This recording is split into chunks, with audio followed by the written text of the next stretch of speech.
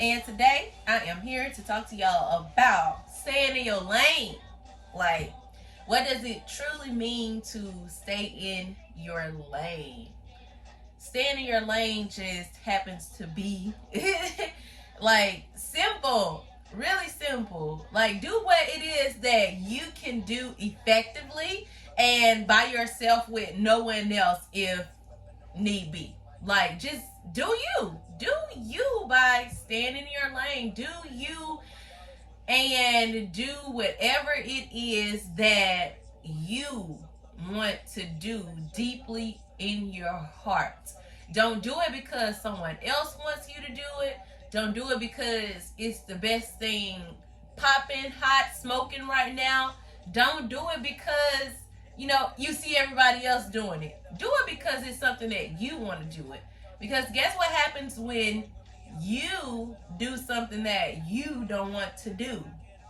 Like, you're gonna eventually grow bored and get tired of it, and then you're gonna start looking like you're trying to sell something or whatever it is. You're trying to get the attention from somebody. You're trying to do something on purpose. Y'all, I'm one of the ones who can really just sit back and be like, that person really don't want to do that, or that's not who that person is. And it's not to judge you, it's just I know that it's not authentic. That's just like those girls you see on Instagram, like Wada, for example. She has a huge following, and people know that they can reach people, through her or whatever. And yeah, she's a fashion guru, but everything is starting to look like, it's bored to her now. Like, she just posting it because, for one, they paid her to market those items, and maybe she really don't even like them. It's not genuine as it used to be anymore. I think people take the fun, the love out of everything. Like, don't let people do that to y'all, bro. If you continue to do what you want to do, you will never ever get bored and grow tired from it. Like, you will learn how to do it 50 million ways. If not 50 million, I'm exaggerating. But you'll learn how to do it in a lot of ways. So, just be y'all at the end of the day, okay? Because, like I said, people like me see that what you're doing is not authentic, and it's never what nobody think of you, but you want everything that you do to have some value in it. Don't coerce yourself. It brings me back to when like my mama, for instance, like talks to me about like the coaching things that the life coach, and she can't get with the whole terminology behind the life coaching, because people are pushed to be a motivator when it's not for you to be the motivator. Like, you can motivate people, you can uplift people, but do it in like the genuine way. Get to know who you're talking to. Don't just act like you're preaching to the masses. I believe I need to just break down like what I feel like, a motivator and inspirator and an encourager are. Like, I think like the motivational speakers, like they pump you up to make you feel like, oh, you can do this. I know you can. Like, just put your mind to it, and this, and you're gonna do it. Like, no, you need to get to know that person's foundation. Like, if the foundation is not there, then that person could be motivated for those 2 seconds or 10 minutes, an hour, however long that you're talking to that person. And then once that phone call is over, it may, weigh on them the rest of the day. But what about the next day when they get up? Like, is what you saying holding any value to that person. Like, I don't think giving people words of affirmation holds value to anything. You know, maybe you could there are some things that you could say that'll stick with a person only if it resonates, if it hits deeply and it penetrates their heart. That's the only way that something's gonna ever stick.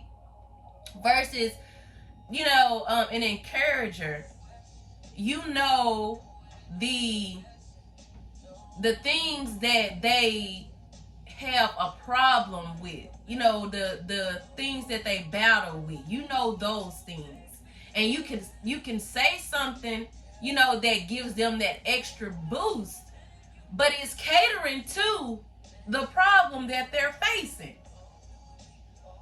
That is a person of value.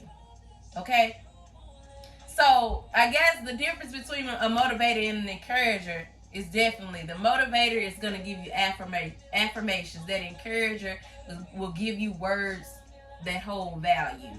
Like, they hold weight, period. They're going to stick, settle, soak, and be there. So, like, at first I wasn't seeing where my mom was coming from, but now I see it because it just brings me to this point right here. Y'all know people don't like going to church no more because like people are so used to preachers preaching about the stuff that you can get and everything. But what happens when, no, you know what? I'm not even gonna say that. It's just, we're gonna scratch out the whole idea about going to church. Okay? It's in general. When we're gonna talk about what people be feeling and thinking about God, like, if God can't give you nothing, you don't really want to be serving Him. You don't want to do what it takes to get to know Him if He not doing nothing for you. Like, you gotta put in something for Him to give you anything. You gotta put in the work for Him to do.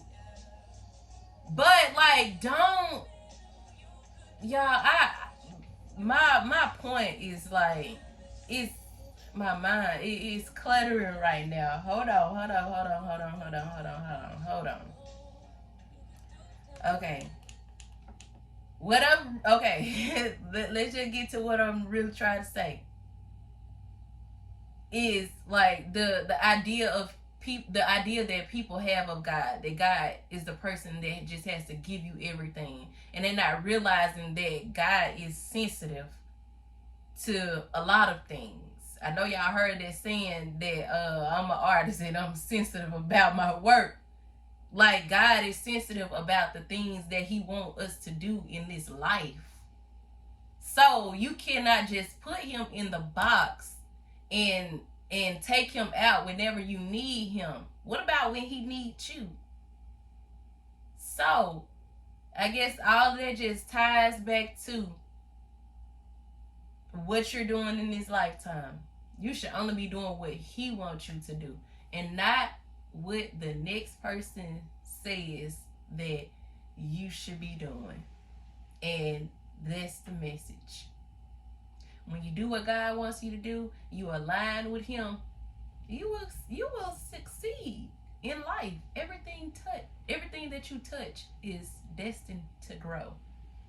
But you gotta first get it in your mind and believe that that's what He told you to do. When it's in your heart, it has to leave your mind. It has to go to your heart. When it's in your heart, it's there. You stuck there. You rolling. That's it.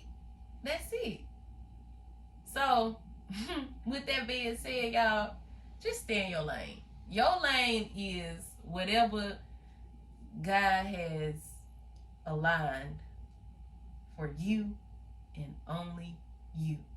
Can't nobody else take that from y'all. Ever in life. Nobody can take that away from y'all, bro. So, just stay in your lane.